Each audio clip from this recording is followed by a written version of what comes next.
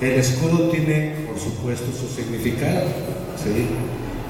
Les decía que la orden nació en Barcelona, España, en agosto de 1218. Cuando nace la orden, es el rey Jaime I de Aragón quien está reinando, y es quien apoya, quien patrocina, quien acoge a la orden como protector.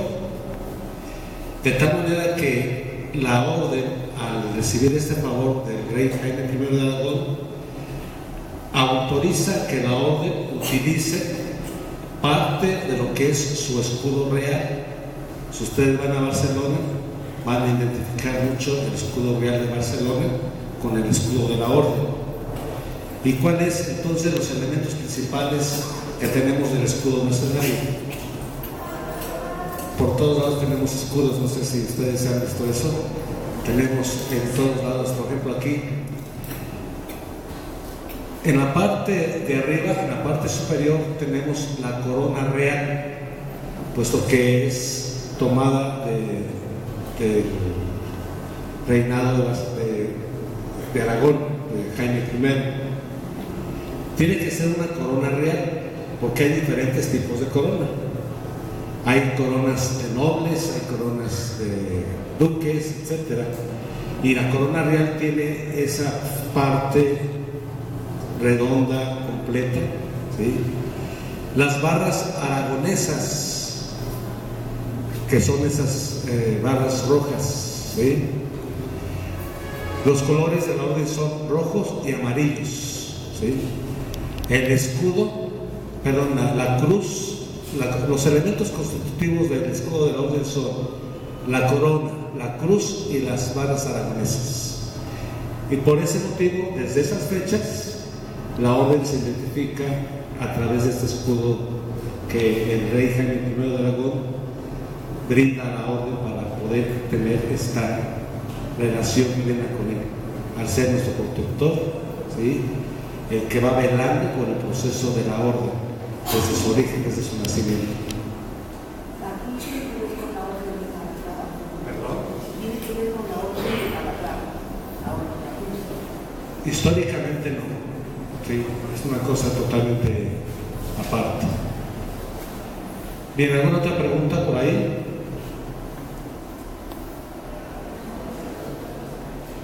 Nomás no se peleen, por favor, ¿verdad? Todos estén así. Ahí atrás.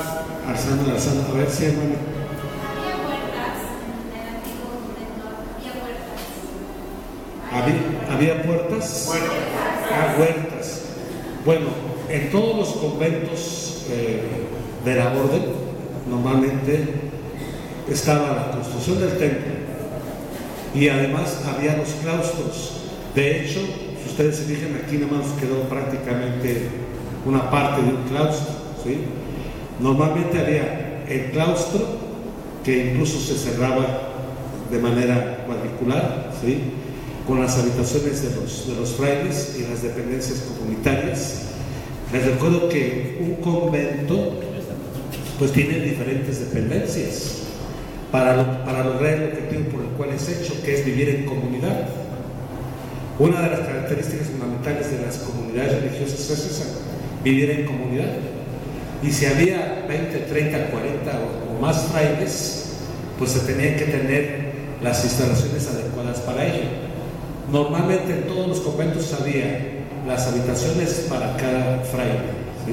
Que se llamaban celdas, es el nombre unical, ¿sí? Conventual. Estaba el refectorio, que es el comedor. Estaba lógicamente el lugar donde se hacía la oración, que era la capilla o el coro, donde se participaba de la oración comunitaria. Y lógicamente había también un área verde en ese sentido. Considero que aquí no tengo tanto histórico, si aquí hubo, hubo también área verde de jardines. La manzana prácticamente. Todo lo que era la manzana, ¿sí? Hubo área verde, pero aquí tenemos desafortunadamente uno de los institutos que más sufrimos el gran problema de la reforma, de la persecución religiosa, ¿sí? bueno, primero la reforma, después la revolución y por último la persecución religiosa, fue la Orden de la Merced de México. Porque somos de los institutos que menos tenemos de patrimonio, ¿sí?, cultural de nuestros conventos. Prácticamente hubo lugares donde los conventos desaparecieron totalmente, sea porque los destruyeron, sea porque los expropiaron, etc. Pero sí fue una situación muy difícil. Yo aquí la área histórica de Puebla no la conozco de fondo, pero sí había también su área verde de jardines y eso, ¿sí?, en ese sentido. ¿En algún momento fueron por militar o bajo qué documento podían hacer el cambio de prisionero vía cambio monetario? ¿Cómo era el documento? ¿Cómo era a nivel de Estado? ¿Cómo era el cambio de los prisioneros por ustedes? Les recuerdo cuando yo planteaba esto del cautivo, ¿sí?, en los inicios de la orden, las redenciones, estamos hablando del siglo XIII, ¿sí?, se efectuaban ya de manera sistemática, había un orden. En realidad, por ejemplo, se reunía toda la comunidad, trabajaban de diferentes formas, de diferentes maneras para reunir los fondos. Había incluso la participación de los laicos, muchos, que es algo importantísimo que se me pasaba a decirles. El espíritu, el carisma y la espiritualidad de nuestra orden no es nada más para los frailes, es también para las personas que quieren vivir este espíritu y este carisma. De tal manera que incluso, por ejemplo, hoy participan cerca de 15 institutos religiosos femeninos de nuestro carisma, de nuestra espiritualidad. Claro, con autonomía propia, cada comunidad religiosa, como institutos femeninos, pero que participan de nuestro espíritu y carisma. Pero además están los laicos, que son las órdenes terceras, que se llamaban antes o cofradías. Ya desde el inicio de la orden se asistía y se participaban los laicos, también incluso ayudando a colectar estos dineros. Ahora, cuando se reunía una determinada cantidad en un capítulo, que era la reunión formal, ¿sí?, comunitaria, se establecía y se nombraban a 2 frailes o más, dependiendo para que puedan llevar a cabo la redención, a realizar la redención, que era ir y llevar el dinero que se juntaba para pagar por los cristianos cautivos. Lógicamente, sí hay toda una documentación histórica, hay un archivo donde se va registrando el libro de las redenciones, por ejemplo, ¿sí? Pero esos son documentos que se tienen en los archivos propios de los conventos nuestros, sobre todo en Europa, en España, que es donde se dio toda esta situación histórica en aquel tiempo. Lógicamente, hoy ya este tipo de situación ya se maneja de otra manera. ¿Sí, hermano? ¿Y actualmente qué población tiene este convento, población de frailes? En este momento, aquí tenemos 4 religiosos. 3 aquí. 3 aquí y 1 en Atlisco. Porque también para su conocimiento tenemos que 2 años. 2 años. 2 años en que el señor arzobispo nos regresó la mesa de Atlisco. Entonces ya hay presencia nuestra en Atlisco y allá tenemos un fraile. Bueno, es esta comunidad que tiene allá en Atlisco. Aquí tenemos 3 frailes: el padre Osvaldo, ¿sí?, el padre Bernardo Ibarra, que es un padre mayor, y el padre Pablo, que ustedes fue el que les acaba de hacer el recorrido, ¿sí? Como ven, somos pocos frailes, ¿sí?, pero por eso también necesitamos trabajar más para que haya más presencia mercedaria, ¿sí?, en este aspecto. Aquí en este momento 3 aquí y 1 en Atlisco. Pero además, como decía el padre Osvaldo al inicio, tenemos presencia aquí en la ciudad de Puebla, en la colonia Zaragoza. Ahí está la parroquia de San Ramón, ¿sí?, que tiene varias, su jurisdicción es bastante amplia. Dentro de esa jurisdicción tenemos una casa de espiritualidad, un colegio y el seminario menor nivel preparatorio, aquí en la ciudad de Guadalajara.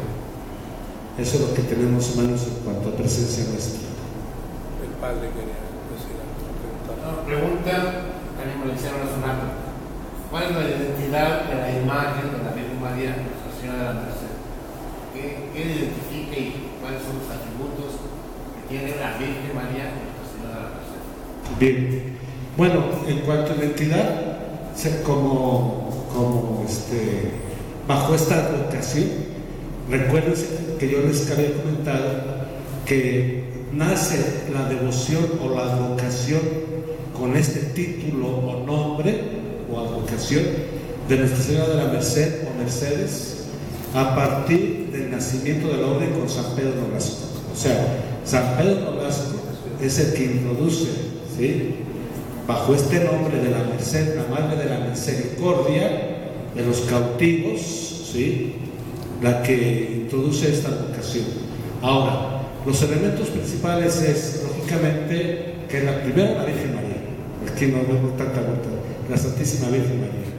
Ahora, lógicamente, el escudo mercedario, porque lógicamente, hablando de la Señora del Carmen, pues, ella tiene otro tipo de vestimenta, Guadalupe, Pilar, ustedes gusten, hermano. La Merced siempre tendrá el escudo mercedario que ya conocemos, ¿sí? Algunas imágenes traen al pequeño, al niño Jesús, otros no lo traen. Algunas otras imágenes, la iconografía mercedaria es muy rica y muy variada.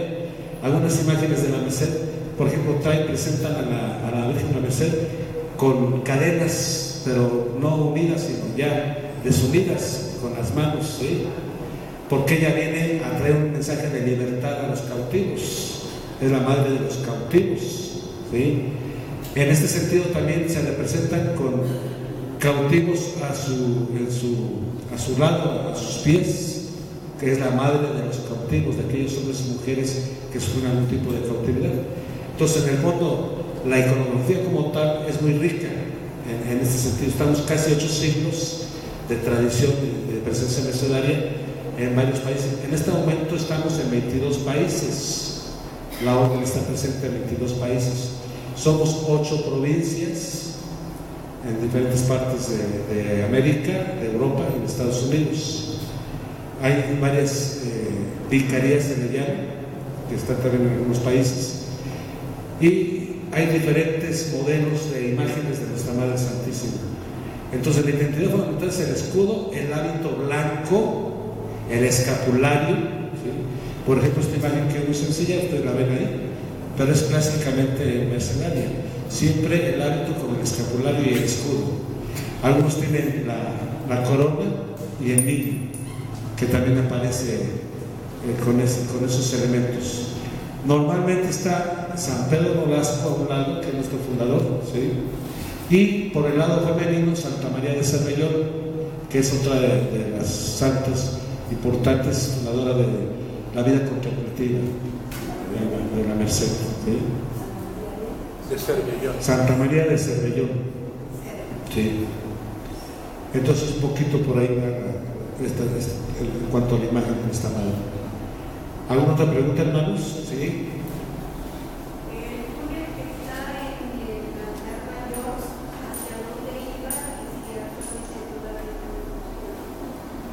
¿Hacia dónde iba el túnel? Bueno, hay leyendas, ¿no? No hay nada seguro, pero según esto es un túnel. Bueno, el padre Pablo sabe mejor esto, que se los diga él. Bien, las ciudades antiguas como Puebla, después de la caída de la Gran Tenochtitlán, Puebla se funda en el 1531. Han pasado solamente 10 años de la caída de los aztecas. Los españoles fundan sus ciudades para mostrar su poderío, pero hay cierto miedo de los levantamientos todavía. Por eso muchas ciudades tienen sus túneles antiguos, ¿sí? Y estos comunicaban las principales casonas e iglesias, incluso se comunican con catedral, con los fuertes, donde es la batalla, con palacio, y iban a dar hacia las salidas de la ciudad, hacia lo que conocemos como la Cholula, lo que sabemos a la carretera antigua hacia Veracruz, etc., precisamente para evitar estos problemas, ¿sí? Les digo, actualmente todos estos túneles están tapiados. Ya ya no hay acceso a ellos por derrumbes, por las construcciones de los entubamientos de ríos, de drenaje en la ciudad y todo, se fueron, y el descuido de los mismos. Entonces, esa era la comunicación que existía precisamente. Era en caso de una necesidad extrema de salir, te vieran por donde. Se platican las leyendas que estos túneles son tan amplios que cabía una persona montada a caballo y carretas para poder ayudar a salir a la gente pronto de la ciudad. Soy originario de aquí, por eso, y me encanta mi ciudad, por eso siempre ando estudiando un poquito de todo. Soy muy orgulloso de mi ciudad. Pese a que se ha convertido en monstruo, la sigo amando.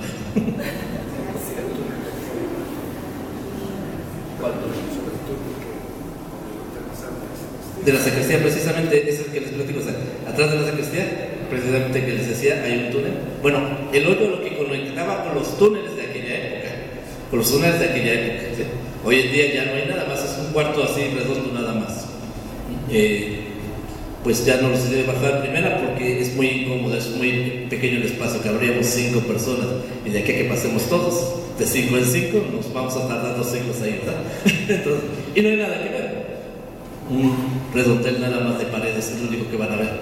O sea, no había ni siquiera nada que ver. Todo tapiado, todo.